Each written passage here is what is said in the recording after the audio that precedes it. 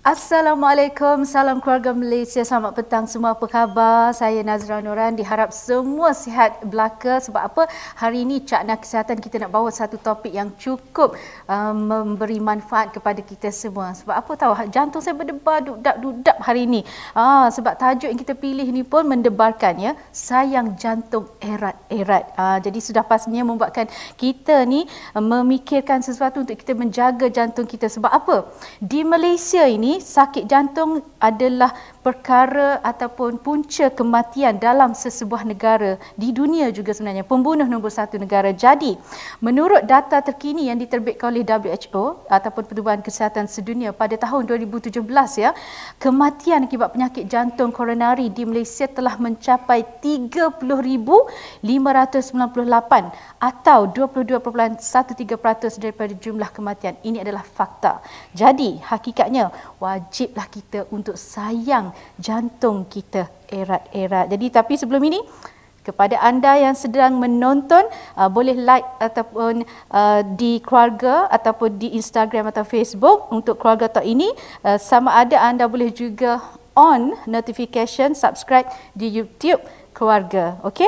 Jadi untuk info yang kami akan kongsikan, pastinya kita nak teruskan ya tanpa membuang masa. Bersama saya sekarang ini adalah Dr. Muhammad Firdaus Hadi yang merupakan pakar perubatan dalaman dan juga pakar intervensi kardiologi dari Avicenna Specialist Hospital. Assalamualaikum doktor, apa khabar? Waalaikumsalam. Sihat ya? Sihat, alhamdulillah. Jantung doktor mesti sihat ni. InsyaAllah. Baiklah, Keluarga Talk hari ini kita nak berbincang mengenai sayang jantung erat-erat bersama dengan Dr. Muhammad Firdaus yang sudah pun bersedia. Dan saya percaya ramai yang sedang menonton sekarang ini mementingkan kesihatan diri. Betul tak? Jadi hari ini kita nak tahu apa agaknya penjagaan jantung yang sihat, bagaimana caranya dan ciri-ciri jantung yang sihat. Jadi kita dengarlah jawapan daripada doktor sebagai permulaan apa yang kita nak bincang tentang sayang jantung erat-erat ni. Apa agaknya ciri-ciri jantung yang sihat dan juga jantung yang tidak sihat ni doktor? Okey, bismillahirrahmanirrahim. Assalamualaikum, salam sejahtera. Terima kasih atas pengenalan. So, saya teruja nak jawab dengan sesi hari ini. Soalan tadi berkenaan dengan apa ciri-ciri jantung yang sihat dan jantung tidak sihat. Saya suka sampaikan ini dalam bentuk analogi, yang mana kalau kita memiliki sebuah kereta tersebut diharapkan dapat membawa kita ke destinasi dengan lancar dan tanpa ada sebarang gangguan. So, sama dengan jantung, yang mana dia ciri-ciri jantung yang sihat, mana dia jantung yang dapat membuat tanpa membatasi perkara aktiviti harian kita hari ini. Contohnya ketika kita bergegas bekerja, kita tidak ada sebarang masalah. Contohnya tiba-tiba cepat penat, sakit dada, ataupun tidak semena-mena mengalami susah-susah nafas. Ada kadang-kadang ciri-ciri jantung yang tidak sihat adalah berkenaan berdebar-debar. So, waktu anda sedang ceria, rehat bersama keluarga, tiba-tiba tak semena-mena anda mengalami masalah degupan jantung yang terlalu. Itulah contoh-contoh ciri jantung yang tak sihat, yang mana selalu pesakit datang dan mengadu. Takut juga tu sebab kita ni kalau wanita ni kan, kalau tiba-tiba kita semput, kita mengah, kita terkejar-kejar, berdebar-debar tu, adakah itu ciri-ciri sakit jantung? Jadi banyak kita nak tanya dengan Dr. Muhammad Firdaus ya, pakar kardiologi. Jadi hari ini kita nak tahu sebenarnya doktor, apa jenis-jenis penyakit jantung? Ada yang kata macam tengok dia macam sihat je kan. Contoh dia mungkin dia sedang bersukan ataupun dia ni memang orang yang suka menjaga kesihatan, tapi tahu-tahu meninggal disebabkan penyakit jantung. Jadi kita nak tahu apa jenis-jenis penyakit jantung yang sering menyerang masyarakat di Malaysia ni doktor. Okey. So, itu situasi dan dilema yang mungkin kita nampak lagi ketara sekarang. Yang mana media sosial banyak menyebarkan perkara tersebut, tetapi pada saya itu adalah satu bagus untuk menunjukkan kesedaran kesihatan. Okey, bila bicara tentang perkara yang diujahkan tadi, so masalah kesihatan jantung, saya boleh bicara sebegini. Anda mempunyai sebuah rumah. Saya bicara tentang majalah keluarga ini, yang mana rumah mempunyai dinding rumah, iaitu dinding jantung. Ada pipe rumah, iaitu saluran air di rumah, dan juga ada saluran elektrik di rumah. So, kesemua benda ni perlu dijaga, terutama sekali saluran pipe rumah, ataupun saya cuba analogikan sebagai jantung, dan juga aliran elektrik di rumah, iaitu elektrik jantung. kalau anda kata berlakunya tersumbat di dalam salur darah jantung, kalau di rumah tersumbat, kehausanlah kita tanpa nutrisi dan air untuk kita minum dan masak semua. So, sama dengan jantung, kekurangan bekalan oksigen. So itu yang mana pesakit-pesakit akan datang dan mungkin mengadu, salah satu contohnya sakit dada. Okey, kalau pula pesakit ataupun seorang itu datang mengalami masalah kita panggil elektrik jantung sebut, itu yang saya bicara tadi sebentar tadi berkenaan berdebar-debar. Tetapi berdebar-debar yang saya cuba naikkan di sini adalah pesakit akan rasa yang terlalu ketara, dan sekarang dengan teknologi, kalau mereka menggunakan jam peranti digital sekarang, mereka boleh rekod orang kata degupan nadi, dan kadang-kadang itu boleh membantu. Waktu rehat tiba-tiba tak semena-mena 150 beats per minit, itu ada sesuatu yang tak kena, yang perlu disiasat. Okay. Doktor, saya nak tanya soalannya. Ada beza tak anxiety attack dengan berdebar-debar yang sakit jantung tu? Macam mana kita nak beza? Aku ni semput, sebenarnya mungkin dia semput je, tapi nak bezakan sakit jantung dengan anxiety attack tu. Okey. Kalau bicara anxiety attack dan berdebar-debar, anxiety dan sakit jantung berdebar-debar benda berbeza, tetapi dia boleh berhubung kait, boleh orang kata mengenakan antara satu sama lain. Anxiety attack ni lebih pada masalah psikologi. Jika tak semena-mena anda stres sebab sesuatu, anda jadi gemuruh dan berdebar yang keterlaluan. Sebab tu saya tadi, dia boleh memberi kesan berjantung. Jika tidak kawal anxiety attack tersebut, jantung kita orang kata terlalu lama berdebar-debar, akan menjejaskan jantung tersebut. Jantung akan rasa terbeban. Tapi kalau berdebar-debar sahaja tanpa ada anxiety attack pun sama juga, dia sendiri boleh menyebabkan masalah jantung jika dibiarkan berpanjangan. Okey, itu dia penjelasan doktor. Baik, mungkin anda baru saja menonton kami, boleh like ataupun share Facebook dan juga Instagram kami, sebab apa banyak lagi perkongsian bermanfaat yang kami akan kongsikan, terutamanya dalam kita menjaga kesihatan diri kita, jantung kita. Kena ingat apa yang doktor sampaikan tadi, itu baru asas ya. Belum lagi kita nak korek lagi soalan-soalan lain untuk kita dengarkan jawapan daripada Dr. Firdaus bersama dengan kita. Baik, tidak dinafikan bahawa jantung yang kita jaga ni dengan baik sebenarnya mungkin boleh meningkatkan pelbagai risiko gangguan kesihatan. Sebagai contoh, salah satunya adalah stroke. Tadi anxiety attack kita dah boleh beza dah. Stroke ni adalah satu perkara yang menakutkan kita semua, sebab kadang-kadang orang tu sihat, tiba-tiba dah tak boleh bergerak ataupun ada kena-mengena ke tidak dengan jantung. Jadi kita nak tahu mungkin apa kaitan penyakit jantung dengan stroke ni pula, doktor? So, jantung dan stroke berkait atau tidak? Adakah dia boleh menyebabkan jantung sebabkan stroke atau tidak? So, saya boleh kata kalau anda lihat terma, kita panggil cardiovascular system, yang mana dia sebenarnya ada persamaan, iaitu salur darah. Cuma otak kita memerlukan oksigen. So, yang mana jantung sepatutnya pump dan membekalkan oksigen ke otak kita. So, stroke boleh terjadi disebabkan oleh jantung. Salah satunya jika wujudnya berlakunya darah beku di jantung tersebut. Kenapa darah beku boleh terbentuk di jantung, betul? Okey. Yang itu salah satunya sebab tanpa disedari ataupun yang diabaikan oleh setengah daripada kita, yang mana jantung kita sebenarnya sudah mengalami masalah, iaitu jantung lemah. Bila jantung lemah, dia boleh cepat membentuk darah beku. Dan darah beku tersebut, bila jantung pump, tak semestinya dia akan menolak darah beku tersebut pergi ke otak, menyebabkan stroke. Satu lagi perkara yang boleh menyebabkan stroke jika dikaitkan jantung dan stroke adalah macam saya utarakan awal tadi berkenaan dengan berdebar-debar. Ada satu keadaan jantung, orang kata detak jantung tidak selari ataupun tidak sekata. Bahasa perubatannya kita panggil atrial fibrillation. Itu masalah jantung yang mungkin tak ramai yang sedar, tapi asasnya simptom berdebar-debar, dan risiko bagi individu yang mempunyai masalah tersebut, berdebar-debar, atrial fibrillation, dia mempunyai risiko untuk kena stroke akibat jantung yang berkocak dan membentuk darah beku, sama juga menolak darah beku tersebut ke jantung. Itu dua yang umum lah berkait jantung dan stroke. Okey, itu dia kaitan jantung dengan stroke tu. Tapi apa yang kita nak kupas sekarang ini bersama dengan Dr. Muhammad Firdaus Hadi yang merupakan pakar intervensi kardiologi bersama dengan kita. Kita nak tahu kenapa Kadang-kadang kita tengok yang meninggal dunia muda lagi, 20-an dah meninggal disebabkan apa? Penyakit jantung. Dan mungkin lebih kerap usia 40-an macam saya ni, berdebar dah pula kan. Mungkin doktor boleh kongsi juga ya, kenapa agaknya situasi ini boleh berlaku? Adakah kerana pemakanan ke, gaya hidup ke? Jadi rujukan kes lah, mungkin doktor boleh jelaskan contoh-contoh yang boleh kita dengar dan juga kita perhatikan, adakah kita ni tergolong di antara mereka yang mungkin kita tak nak jadi antara pesakit jantung ni, tapi kita nak elak. Mungkin doktor boleh kongsikan rujukan kes yang pernah berlaku sebelum ini? Ya, betul, tak dapat dinafikan. Bicara tentang usia umur semuda 20-an ke bawah, 40-an dah macam menjadi kata trend ataupun benda yang mudah kita kesan di media sosial semua, dan kita pun dah takut. Dan sini saya akan cuba sampaikan perkara yang mungkin saya boleh bernasihat berkenaan tersebut.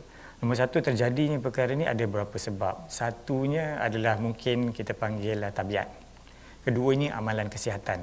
Dan ketiga, of course, apa yang kita panggil dari lahir mungkin individu terbabit mempunyai masalah kesihatan tertentu yang tidak dikenal pasti dari awal.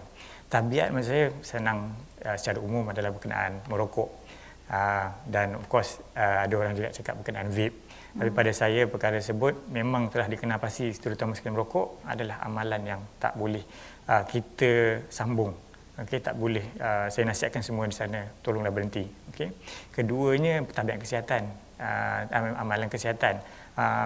Sekarang macam-macam ada, contohnya pemakanan lah. So fast food, semua yang benda mudah. Saya faham mungkin kita mengejar masa semua, tapi saya rasa kena bicara balik dan lihat.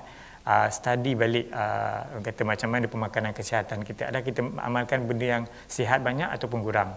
Saya bukan kata tidak benarkan langsung makanan tidak sihat, processed food semua, tetapi cuba minimalkan. So secara dasar makanan seperti sayur-sayuran, buah-buahan, cereal tertentu itu dapat membantu untuk mengurangkan risiko. Okey, yang ketiganya masih ada masalah kesihatan yang mungkin tidak dikenal pasti oleh individu. So ini biasanya ada agak sedikit rumit, tetapi biasanya sebab individu sebenarnya dia tidak rasa apa-apa. So contoh adalah mengalami kesihatan kolesterol sejak daripada lahir. Itu ada, kita panggil familial kolesterol. Itu yang dikaitkan dengan genetik masalah kolesterol lah. So itu yang penting, maknanya kalau dikenal pasti dalam keluarga pada seawal usia muda sudah dikenal pasti masalah kolesterol, masalah serangan sakit jantung pada waktu usia muda, dan saya nasihatkan buat pemeriksaan awal. So komposisi 3 perkara tersebut yang itu insya-Allah dapat cuba mencegah. Contoh cerita yang saya kata tadi, kes sebenarnya dia lebih kurang 18 tahun pesakit tersebut yang dia cuba mengamalkan nasihat kebetulan pada hari tersebut, tapi secara tak langsung sebenarnya dia perokok tegar. Dia cuba nak berjoging tapi secara tak bernasib baik dia mengalami serangan sakit jantung. Nasib baik ketika itu dia dengan rakan dan dia dikejar ke hospital, dan di situ mana kita buat yang kita panggil coronary angiogram, kita kenal pasti seumur usia 18 tahun tersebut sudah mengalami ketiga-tiga salur darah tersebut tersumbat. Usia 18 tahun, yes. Hanya mungkin disebabkan rokok. Mungkin dari segi gaya hidup macam boleh bersukan, aktif, tapi kalau merokok dia tak boleh buat apalah, ya. Penyakit banyak berpunca daripada rokok. Baik, doktor ada menyebut tadi tentang pemakanan. Dalam Keluarga Talk kita nak membincangkan untuk menjaga keluarga kita, untuk kita hidangkan makanan setiap hari, lagi-lagi ibu kan. Cakap pasal makanan, ada tak makanan tertentu untuk kita elak supaya tidak mengundang penyakit yang sangat ditakuti ni, sakit jantung, doktor? Okey. So makanan. Kita bicara tentang masalah keluarga. Saya rasa ibu bapa di luar sana cuba untuk membawa ke arah kesihatan keluarga. Okey, dari segi pemakanan mungkin saya bukan orang yang terbaik untuk nasihat pasal pemakanan, tapi saya boleh memberi pada asas tentang pemakanan, nasihat pemakanan. Again, tadi saya ada cakap berkenaan piramid pemakanan. Benda asas, saya rasa dari zaman dulu pun memang ada perkara sedemikian diajar di sekolah. Nombor satu, dasar di aras bawah sekali pemakanan yang perlu kita utamakan, ibu bapa ataupun siapa sana di luar sana untuk amalkan adalah makanan-makanan yang sihat. Lebihkan pada makanan tinggi serat, sayur-sayuran dan buah-buahan. banyakkan makanan yang orang kata jenis-jenis kalau kata minyak yang kurang lemak. Dan seterusnya mungkin dari segi nasi, kita Malaysia popular dengan nasi, kita panggil brown rice, roti serat dan sebagainya. Makanan-makanan lain seperti yang berkarbonat, yang mempunyai perasa, dan saya mungkin nak tegarkan sini kalau mana jangan terlalu mengamalkan 3 in 1, okey, yang terlalu kandungan gula yang kita tidak tahu sebab banyak dalam tu, itu perlu dikurangkan.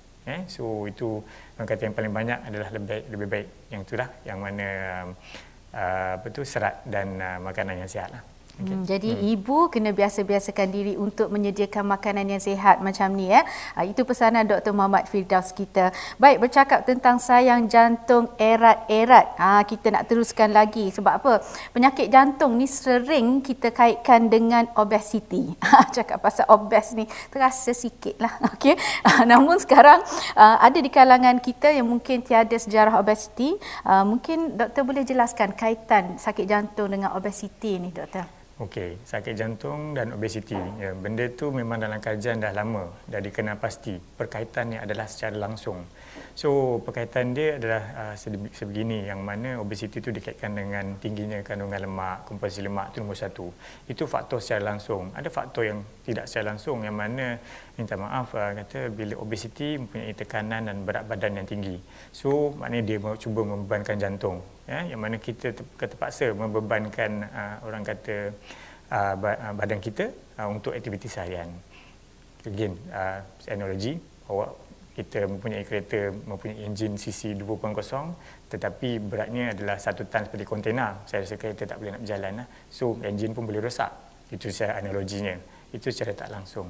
Yang lain, perlu ingat obesiti biasanya yang dialami masalah obesiti adalah yang mana aliran pernafasan dia tidak sebegitu bagus seperti orang yang tidak obes. Yang mana kadang-kadang situasi contohnya tidur berdengkur. Dan aliran kita panggil neck circumference, luku lilit leher dia mungkin sempit menyebabkan aliran oksigen berkurangan. Bila berlaku semikian, oksigen tak dapat sampai ke otak dan kuranglah orang kata pembekalan oksigen ke seluruh badan. Jantung pun perlu oksigen tersebut. Tahu kata itu secara tak langsung menyebabkan obesiti, mengganggu jantung dan menyebabkan jantung bermasalah. Alah, saya takut bila doktor sebut pasal dengkur tadi tu kan. Kalau dulu masa kecil-kecil rasa tak pernah dengkur, macam bila dah berusia ni macam ramai pula yang berdengkur. Adakah dengkur tu tanda-tanda yang orang tu ada sedikit masalah pernafasan atau jantung? Kita tanya doktor. Okey. Berdengkur dan pernafasan mungkin tidaklah dah secara langsung menyebabkan bukan simptom jantung lah, tetapi apa yang saya cuba bawa di sini bila terlalu kerap berdengkur, yang mana asas dia kurangnya bekalan oksigen ke badan, ke paru-paru. Bila berlaku sedemikian, tingginya kita punya konten karbon dioksida dalam badan. So itu secara tak langsung kurang tenaga, kurang bekalan oksigen di badan kita. Bila kurang oksigen di badan kita, so yang mana tenaga berkurangan. So secara tak langsung yang tu nanti lama kelamaan jantung kita terbeban. Tapi biasanya pesakit semikian dia akan rasa dia akan alami kemudian, yang mana tiba-tiba dia mungkin cepat mengah, cepat lenguh. Dulu untuk menaiki dan turun tangga 5-6 kali tak ada masalah, tapi sekarang dia rasa macam ada kekurangan di situ, yang mana mungkin jantung terbeban menyebabkan kita panggil heart failure boleh berlaku. Okey.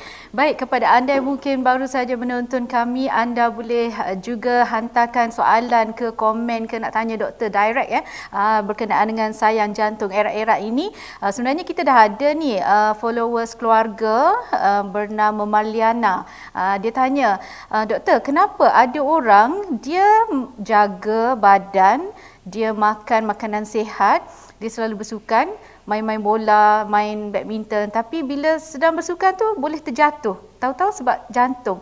Ada kaitan tak overaktif bagi orang yang suka bersukan pula, doktor? Okey, terima kasih pada soalan tersebut. Ya, kadang setengah orang tertanya kenapa dia cuba mengamalkan benda sihat dan tiba tak semena-mena pernah dengar berita yang mana dia tiba-tiba rebah. Okey, situasi sedemikian kadang-kadang boleh saya kata macam mungkin kurang bernasib baik. Sebab tu kesedaran kesihatan awal, pemeriksaan kesihatan awal adalah penting. situasi sedemikian berlaku, ada pernah direkodkan dalam sejarah, contohnya bola sepak dan sebagainya. Okey, situasi tersebut berlaku seperti yang pernah saya terangkan yang awal, yang mana mungkin dia sebenarnya ada dilahirkan dengan situasi kesihatan yang tidak disedari. Okey, oleh sebab itu penting cuba untuk buat pemeriksaan kesihatan berkala. Bila ada ayat tadi kata yang mana aktif, ya, okey, overaktif. Pada saya mungkin ada benar, ada yang tak benarnya, tetapi kalau pada hemat saya, overaktif, kadang setengah orang yang tidak punya masalah kesihatan, dia nak menjalankan overaktif, tidak menjadi masalah. Tetapi adalah disarankan jangan kita panggil jadi bidang terjun. Hari ini orang kata kita orang yang pasif, jarang bersukan semua, tiba-tiba besok kita cuba untuk main bersungguh-sungguh untuk seolah-olah memenangi pingat emas satu pertandingan. Kejut jantung. Yes, cuba buat benda berkala, kita mengalami sesi latihan dulu, panaskan enjin dulu. Panaskan enjin dulu. Yes. Kan? So saya rasa kaedah approach demikian lagi bagus. Tapi itulah, jika anda risau, anda khawatir, ada tak risiko kesihatan tambahan orang individu terbabit badannya slim, badannya kata sihat nampak ni, mungkin dia perlu buat jalani pemeriksaan kesihatan asas. Okey. Jadi kalau tiba-tiba kita ni daripada biasa duduk landing, duduk rehat-rehat ke rumah kan, tiba-tiba nak bersukan, mengejut pula tu, terkejutlah jantung kita. Jadi bukan tak boleh, macam doktor pesan tadi, kena mulakan panaskan enjin dulu ataupun mulakan dengan sedikit-sedikit, barulah kita boleh nak pergi menang, dapat piala, kemenangan juara lah, berlari ke apa. Baik doktor, sebagai seorang individu yang mementingkan kesihatan, semua orang sayang jantung, tak ada orang tak sayang jantung, betul tak? Tapi bagaimana agaknya pemeriksaan berkala, setahun berapa kali nak kena pergi jumpa doktor nak cek jantung okey ke tidak ni, dan bagaimana agaknya cara ataupun kaedah ikut umur jugalah kan, mungkin umur muda berapa kali setahun boleh pergi cek, ataupun umur yang 40, 50 ni berapa kerap nak kena pergi jumpa doktor ni? Okey. So, ya betul. Dari segi pendekatan tersebut saya suka bicara sebegini. Yang mana okey, anda kata anda awal usia muda, bawah 40-an. Jika ada dikenal pasti sejarah silam keluarga yang begitu ketara, saya nasihatkan pemeriksaan kesihatan awal. Kesihatan awal maknanya tak kisah anda berusia apa pun, tapi buat at least kemudian sekurang-kurangnya anda mempunyai asas maklumat kesihatan. Kemudian susulan boleh jadi setahun sekali ataupun setahun sekali dalam masa 2 tahun. Itu untuk individu yang mempunyai sejarah semikian. Berpandukan doktor yang merawat ataupun membuat pemeriksaan kesihatan individu terbabit. Jika anda orang yang sihat, saya sarankan buatlah sekali. Biarpun dalam masa setahun sekali dalam 5 tahun ke. Okay? Itu untuk pendekatan usia yang muda, umur 40-an. Tapi jika anda 40-an ke atas, 40 ke atas tu memang banyaklah yang mana selalu orang tarikan start mencabar cabaran kesihatan dan kehidupan mula berlaku. Saya akui memang itu benda-benda yang banyak kita dengar. So jadi bila anda mula usia 40-an, okey, pemeriksaan kesihatan boleh dimulakan dengan setahun sekali. Tapi bila anda mencecah 50 atau 60 ke atas, mungkin cuba buat kerap sedikit, iaitu 2 tahun sekali. Okey, pemeriksaan kesihatan apa? Okey, seasas-asasnya faktor kesihatan yang mempengaruhi kesihatan jantung dan strok ini adalah berkenaan dengan kencing manis, kolesterol dan darah tinggi. Saya rekomenkan pemeriksaan tersebut sekurang-kurang dilakukan. Doktor ada pemeriksaan kesihatan yang spesifik untuk saya kenal pasti masalah jantung, terutama sekali tadi bicara muda-muda, kita risau dah rebah ketika bersukan semua. Dan ada pemeriksaan kesihatan asas, contohnya kita panggil Holter, iaitu ECG 24 jam. Kita ada pemeriksaan kita panggil ekokardiogram, ultrasound jantung. Dia seumpama macam kita nak scan bayi, tapi ultrasound tersebut kita scan jantung kita. Maknanya scan tu kita boleh tahu dah kita ni ada sakit jantung ke tidak? Okey, dia mungkin tidak memberikan jawapan 100%, tetapi dia boleh kesan. Contohnya dalam individu yang kita syak berisiko untuk rebah ketika bersukan. Kadang-kadang kita boleh kesan di situ. Dan yang ketiga, ini bagus untuk orang-orang muda untuk tengok sejauh mana kesihatannya. Contohnya stress test. Stress test tu ujian lari atas treadmill. yang mana dia lari untuk mencapai piawaian peringkat-peringkat tertentu untuk kategori umur dia. Sekarang ni popular, aktif orang bersukan, berjoging bagus. Saya sokong semua individu luar sana bersukan, basikal saya dengar yang paling popular sekarang. Mungkin tapi berhati-hati, berperingkat-peringkat lah satu, dan mungkin buat pemeriksaan asas kesihatan supaya tidak merisikokan diri jika tanpa diketahui tiba-tiba kita orang kata terlalu bersungguh-sungguh boleh mengakibatkan komplikasi jantung.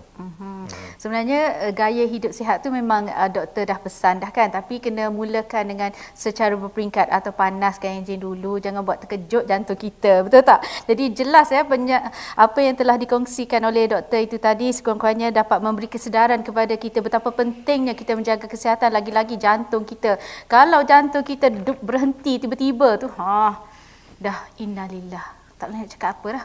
Jadi pastinya ya Dr. Muhammad Firdaus ada pesanan terakhir terutamanya kepada kita semua dalam keluarga Talk untuk menjaga kesihatan diri dan juga keluarga kita. Sayang jantung, erat-erat. Pesanan doktor kepada penonton kita. Okey, pesanan saya pada semua, secara asasnya jauhilah benda-benda yang tidak sihat.